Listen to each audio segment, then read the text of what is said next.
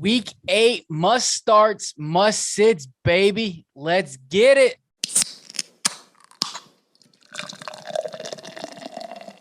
What is up, everybody? Welcome into the Fantasy Tap. We have our Week 8 must starts and sits episode for you. My name is Michael, and this is John. John, are you excited for this? I'm so excited for it. Aaron Jones just scored his touchdown, and I needed it so desperately. So let's go. Let's see it happen. Love it, love it. The Arizona Cardinals Green Bay Packers game is going on. I have a ton of Cardinals playing, so I'm praying, and I hit the over. So praying that it hits the over. That'd be very nice. They're off to a decent start, 14 points. Let's go. But anyways, guys, before we jump into our must starts, must sits, if you can smash that like button, hit the subscribe button, also the little bell icon so you know every time we go live on YouTube and when we launch videos. Also, check out our Discord. Discord link is in the description. John, hit us with your first start of the week, baby. All right. My first start of the week isn't going to be a sexy one, especially with not too many bye weeks, but I'm really liking this play if you don't have an elite quarterback at the moment. Trevor Lawrence, going to be playing against the Seattle Seahawks, is just coming off that bye week, so has had some time to rest up and is coming off one of his first 300-yard games after playing the Dolphins in London. I do think that This is going to be a very – I'm sorry? I said cheerio. Broke out there. Oh, cheerio, chip, cheerio. They are going to be playing Seattle, who with Geno Smith has not been the most competent of teams. Almost beat the New Orleans Saints, but just didn't pull it off. Is able to keep up, especially with a bad team. My favorite thing about this is the Jaguars themselves have been getting better and better every week. Currently throughout the season, they're averaging about a point differential of 11.5 points per game. But in the past 3 weeks, including that 3-point win, have moved up to -6, meaning that they're averaging within a score of each game. So I think this is going to be somewhat of a shootout of bad quarterbacks, or maybe not the best fantasy relevant quarterbacks. Let's not make Trevor Lawrence bad yet. But I do think that this turns into a game where we see multiple passing touchdowns in big yard games against bad defenses. Yeah, so I could totally see that. I love Trevor Lawrence this week. I was actually going to make him my start, but then I decided to go away from that and go into where I went. But I do like it a lot, cheerio. Mine is Carson Wentz going up against the Tennessee Titans. It's going to be a good game, okay? Tennessee Titans have allowed the 6th most points to the quarterback. Carson Wentz has quietly been one of the most consistent fantasy quarterbacks. He's only had one game under 20 points in a 6-point touchdown league. So I think Carson Wentz is in for a great day. The secondary of that Tennessee Titans, and really the Tennessee Titans defense in general, just not very good. They've already allowed over 2,000 passing yards, and they have 12 touchdowns allowed to them compared to their 5 interceptions. Plus, Carson has been getting it done with his legs a little bit. So I am very excited for Carson Wentz this week. I like him. I think he's going to have a great week. All right. Jumping into my running back start of the week. Going to go a little chalky here, but I just love the play if you got him. It's going to be Joe Mixon going against the New York Jets this week. As everyone knows, the Jets have been the best team to play your running backs against. They've given up an average of 36.3 points to the running back in fantasy football. Last week, we saw not only Damian Harris have a day, but we saw some backups from New England have great days against them last week, putting up 50 points. Joe Mixon is also the third in total rushing yards this season so far, and that includes a game where he's only saw 33% of his snaps and went out for the rest of the game. So leading the league, or being a top 3 in the league while also missing part of your game time, is definitely going to be something that hurts you, but his spectacular play has kept up with it. I think that he's someone that's going to be a intricate part of this offense this week when they get up early and just decide to kill some clock and let the big guy do his thing. Yeah, I agree. James Robinson, man, he's looking like it was last year. He's having a very good year, so I like him a lot this year. My running back start of the week is Daryl Henderson going up against the Houston Texans defense. Listen, I think that the the Rams are going to get a lead in this game and then just start running the ball.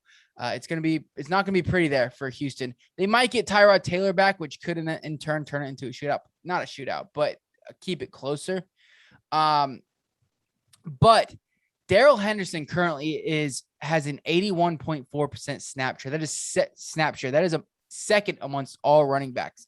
He's also 9th in rushing yards, and he's 8th in total touchdowns. He is 5 so far. And this team is literally, almost 50-50 run pass. They currently run an average of 25.9 run plays per game, which is 15th in the league. So Daryl Henderson's going to get the ball this week. He's going to continue to get the ball. And against this defense, he's going to have a great day. Right now, Houston's about bottom, just below halfway as far as points against the running back, or points for the running back against them. So it's going to be a good day for Daryl Henderson. He's going to bounce back. Really like Henderson this week. I think that, like you're saying, it's just going to be a very, very important part of the team this week and get a lot of work. I'm going to be going to my wide receiver next, and that's actually going to be someone else who's just in for a huge day. Going to be CeeDee Lamb going up against the Minnesota Vikings. And one of my main points about this one is not only are you getting the high-powered, high-volume, high-yardage offense of the Dallas Cowboys, but getting that Minnesota Vikings, a team that can keep honestly, in my opinion, one of the worst teams in the NFL right now. They've lost to the Bengals by only a field goal. They lost to they beat the Detroit Lions by only a field goal. It's been some very, very tight games. They like to keep the games tight, and they can keep up with what seems like any team playing the Cardinals very well themselves. So I'm going to take the shot on CeeDee Lamb this week, who's in a team that averages 34 points per game. It's a lot of points available, and that's an NFL point. So that turns into so many fantasy points on the back end. So take the shot on CeeDee Lamb and make him, if you've got him, don't question him against a Tyreek Hill. He's going to be wide receiver 1 this week. CeeDee Lamb, fire him up. All right. I don't know if he's going to be wide receiver 1 because my guy's going to be wide receiver 1. He might be wide receiver 2. But CeeDee Lamb's in for a great day. Great day. So my wide receiver, I'm going to pair him up with my quarterback, and that is Michael Pittman. Listen, the Tennessee Titans, like I said, are horrible against the quarterback and the wide receiver, literally dead last, averaging 48 points to the wide receiver position throughout the entire season. And if you want to say, oh, Michael, well, some weeks can skew that and things like that. Listen, the last 4 weeks, they're second worst. 2 weeks, the last 2 weeks, they're second worst still. So they are very bad, even recency bias. They're very bad consistently throughout the season to the against the wide receiver. Michael Pittman also has a great name, Michael. Perfect. He's got to have a great week. But on the real, scored a touchdown last week, went over 100 yards. He's got the big playability. But we saw earlier in weeks 2, 3, and 4 where he can catch the ball, and he's not just a deep threat. But they did come out and say that Michael Pittman and Carson Wentz, they love hooking up on that deep threat. So Michael Pittman, you are my start of the week. Very, very nice. Pairs very, very well with Carson Wentz, especially if you're playing DFS and want to build yourself a beautiful stack. Going over to the tight end, I called the guy last week in the streamings. I like him again this week, going up against the Jets. CJ Uzomah. The Jets have averaged the 8th most overall points allowed to the tight end, but first to the tight end over the past 4 weeks. Uzomah is leading the NFL with touchdowns as the tight end and averaging 15.1 yards per reception. Now, that's Joe Burrow taking huge chunk plays on the guy, and that's 4th in the league for tight ends. Joe Burrow seems to be stepping into a beautiful, beautiful role, and him and Uzomah like to take those chunks together. I think that you can get very excited for the guy, even in a game where you could see limited passing action due to a lead by the Bengals early on. Burrow's still averaging 21 receptions per game. That's not 21 attempts. It's 21 receptions per game, leaving CJ Uzomah 3 to 5. Very, very reasonable. And if he's averaging 50 or 15 yards per play, then you're looking at like 45 with touchdown upside. like CJ Uzama, I think he's going to ball again. All right. CJ Uzama. Did you see that video he made? How to pronounce his name? Is it Uzama? No, it's Uzama. Okay. Uzama. Sorry, it's Uzama. One of his ex teammates was like in the video. He's like I forget who exactly it was, but analyst for ESPN. He was like Uzama. He's like, I used to play with this guy. His name's Uzama. And then it broke out to CJ saying, no, it's Uzama. Yeah, having a great year. I think he'll continue on that. My start of the week, tight end, baby. Playing, first of all, it's a revenge game for this guy. Hunter Henry going up against the Los Angeles Chargers. Listen, the Chargers coming off a bye, facing a Bill Belichick defense. They've had extra time to prepare. I think it's going to be a shootout. I know, John, you mentioned that you think it kind of slows down. I think that Justin Herbert and that offense is going to put up some points, and I think the Patriots defense or offense is going to have to respond. Currently, Hunter Henry is the ninth he is I just lost it. 10th in receptions to the tight end. He's got 24. And he is 12th in receiving yards. And he's got 4 total touchdowns, which is third amongst all tight ends. Mac Jones and him have a little bit of connection, especially in that red zone area. Also, he is literally running double the amount of routes that Jonnu Smith is. He's run over 100 routes, averaging, I don't know what the average comes out to. He's run 181 routes in 8 games. So divide that, and that's what we run. But he is the main pass catching tight end there, running the most routes. So I like Hunter Henry this week. I think he gets in the end zone again. Like I said, we've seen a little bit of a connection. So I think he keeps going. Yeah, like I said, my biggest fear is that they see Belichick's only way to actually win this game is to stop Justin Herbert in some capacity. And New England's been pretty decent at that so far. They're ranked 6th in points against so far this season, only allowing 20 points per game. It doesn't take a lot to have a great day as a tight end, so it's very, very possible. Definitely the best tight end on his team, just not someone that I'm taking huge shots on this week, and maybe I'll be kicking myself in the butt for it later.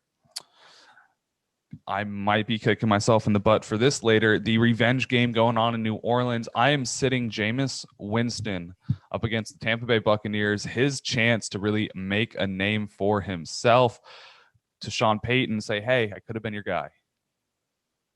I'm sorry, to Bruce Arians. And then, hey, you didn't need to go get Tom Brady. I could have been your guy. Yeah, no. Let me show you what I can do with this franchise. I'm going to shut the Buccaneers down. Just kidding. He's going to get shut down. Don't really think that we're going to be seeing a lot from him. He's absolutely no receiver help so far. Michael Thomas, still no indications on whether or not he's going to be coming back in any capacity anytime soon. Alvin Kamara seems to be the real only weapon there, and we saw it at the end of the game last week. Once they realized that Kamara plan, they just double team him, and it shuts down the New Orleans offense completely. And luckily for me, he almost lost one of my most competitive fantasy leagues based on Alvin Kamara. Was watching every play in depth, watching Alvin Kamara take every snap, and realizing that wow, that's really all they got there. So all they have to do is shut him down, which shouldn't be too hard for Tampa. So Jameis Winston could be in for one of the roughest days. Yeah, I do think he could be in for a pretty rough day. He was actually going to make my list, but I decided to go a different route. And that is Tua Tagovailoa coming off a quarterback 1 finish this week. Overall quarterback 1. And then a top 12 finish as the 11th ranked quarterback in 29 in week 6. Going up against the Buffalo Bills in Buffalo. As a Dolphins fan, listen, I know what happens every time they go up to Buffalo. He actually had a pretty decent, actually a very good game last year, but I don't see that happening with the current stats. And they got blown the F away last year. Stats-wise, fantasy-wise, he was good. He threw 3 interceptions, though. I hope it doesn't happen, but I'm not playing Tua Tagovailoa this week. I am sitting him on the bench and finding another viable option. I'm sad to say it. I'm on board with you there. And it's it's sad. I mean, I'm literally Dolphins shirt as I'm saying it, but yeah, I almost wore my Tua jersey until I realized that it's a Bills game and not falling for it. Not falling forward this week. All right. My running back of the week is going to be Melvin Gordon. We've been seeing it so far this year. We've been talking about it since the offseason. The further we get into the season, the more we're going to be seeing a Javonte Williams takeover in that backfield, and it does seem to be happening. Has not seen more than 10 carries since week 3, averaging about 9.5, which is definitely not going to be getting you too much, especially when those carries are coming in inopportune times. Now, this timeshare doesn't really help out, especially when going against the Washington football team, who's been averaging only 18.1 fantasy points per game to the running back, meaning that we could be seeing only a 9-point game from Melvin Gordon, and that is definitely not what you want to be seeing. Could be much less. So Melvin Gordon is going to be a sit for me this week, and unless Javonte goes down, probably every week to follow. All righty. Well, here is my sit of the week, and that is going to be Leonard Fournette. Currently, the New Orleans Saints have only allowed 333 rushing yards, and that is the lowest amongst all teams in the NFL. I think it's gonna be a pretty bad week for Leonard. It's not gonna be a good one. They've only allowed 4 rushing touchdowns as well. I know Leonard Fournette has been so consistent lately. He's been getting the bulk. It's his backfield. Ronald Jones isn't a part of it, so I would understand why you don't not sit him or you play him, because it's very hard to find a replacement. But you have the luxury. I would definitely fade and sit Leonard Fournette. I think it's going to be a pretty rough one for us. So. Dang, so sad to see because, I've got him and Rojo sitting on a team right now ready to disappoint me this week. Yeah. My wide receiver sit of the week is going to be Jacoby Myers. Mike kind of already talked about my feelings on this game and how I believe that it's going to be a low-scoring event, and I'm not going to be taking the possible number 1 option on that team, the guy that might be seeing the most targets but isn't getting the best plays or the biggest opportunities when the time actually counts, is just there for those little dump-off passes. No, I'm not playing Jacoby Myers this week, especially against this team. It could be a very, very rough day, as the Chargers secondary has been rather shockingly good this season. And so just continue to sit him. Like I said, running back friendly day over there in New England and Los Angeles. All right. I like that one. I don't mind it. I do not mind it. I actually took Jacoby Myers out of my lineup in one of my lineups, and it's looking like the wrong move, but we'll see how the rest of this game plays out. Pretty sure I did, at least. I have to double check. My wide receiver sit of the week is, and John doesn't like this one, Robert Woods. Robert Woods.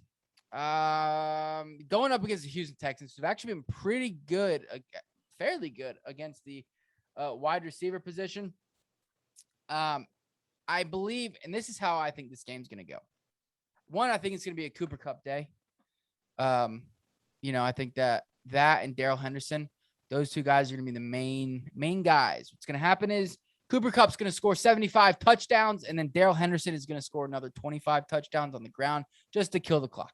But for real, though, I do think that Cooper Kupp is going to it's going to be the main target, just like he has been all season. If you look at Robert Woods, receptions and things like that, it's very up and down. He's only had 3 games above 5 catches. The targets have been consistent, though, around that 5 to 6 plus range, which is nice. But against Houston, I know it sounds weird, but against Houston, I think he has a mediocre day. Might be able to flex him in, and obviously he's got the upside, but I would rather, John and I were talking about it earlier, I would rather play T. Higgins. I'd rather play Michael Pittman over Robert Woods this week. I just think that it's gonna be a meh one for him. So All right. I'm not the biggest fan of it. I just think I think we're seeing his floor right now, and this is my biggest thing here. We're just seeing his floor. If you're in a situation where you can flex him, he's the best flex option in fantasy football right now. He's got a floor of almost 10 points, depending on the yards that come with it. And then if for some reason it is his day over Cooper Kupp because the defense is locking up Kupp, you're looking at someone who could have the opportunity for a 30-point game. So that ceiling still exists. It's just far less likely than it's ever been, and almost not something you're looking for. It's like playing Brandon Ayuk at this point, but with actual production behind it.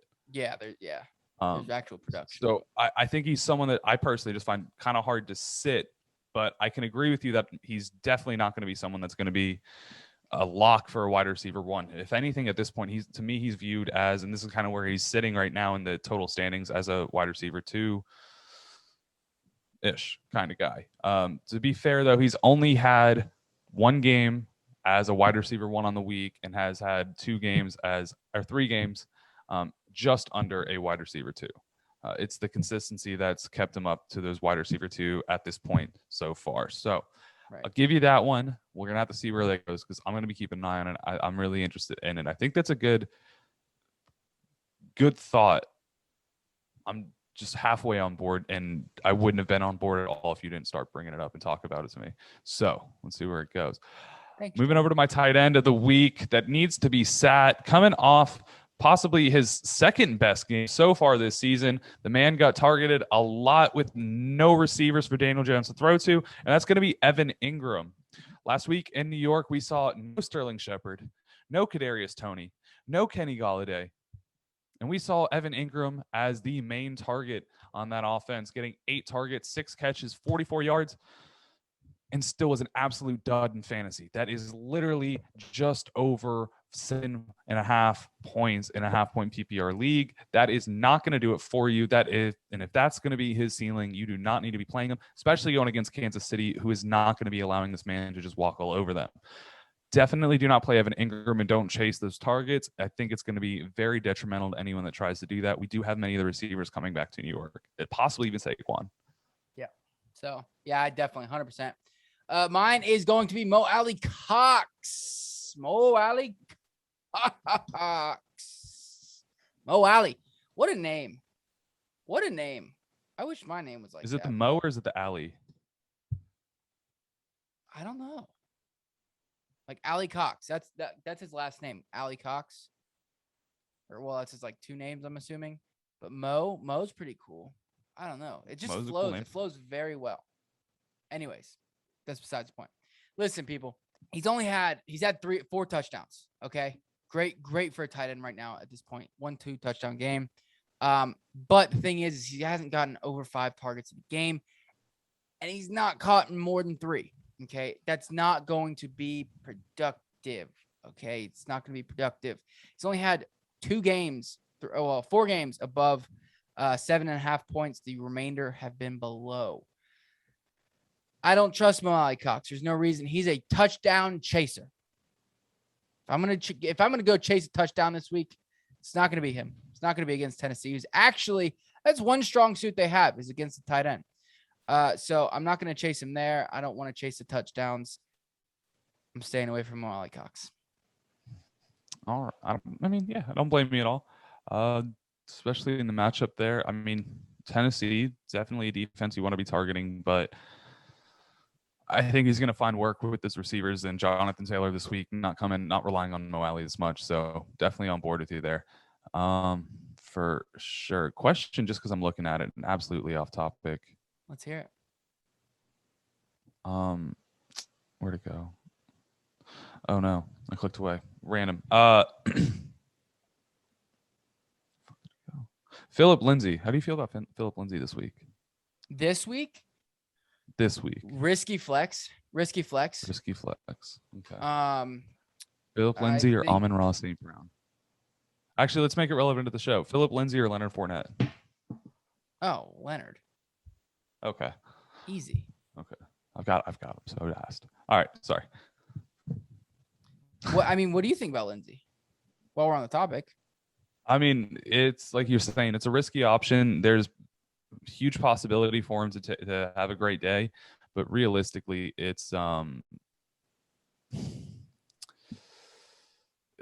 risk. It could be it's depending on how that goes. It could be David Johnson's day. It could be Philip Lindsay's. It's going to be a boomer bust situation, in my opinion. Okay. Yeah, I think I want to see something. I think Philip is a flex, a risky flex option this week, and you might be able to get points out of him. I do think he gets a roll, stuff like that, but I want to see what happens like with him. Yeah, I'm actually more interested in David Johnson, surprisingly. Really? I think both are right now. I think they're both a crapshoot. I'm going with the younger guy. That's it. There's. I'm gonna follow the carries. So right now he's only out. He's not having that. He didn't have that many more. I think like 4 or so last week. Let's see. Oh no. He had 7 versus. Okay. Anyways, we'll figure it out after this week. I mean, and now I just could be a complete, backfield by committee or committee by whatever. So. All right, guys. Yeah, RBBC, baby. RBBC, listen, instead of doing our long ass breakdown, okay, we're announcing it right now. Instead of doing our long ass game by game breakdown, what we're going to do is do a live stream on Sunday, an extended live stream.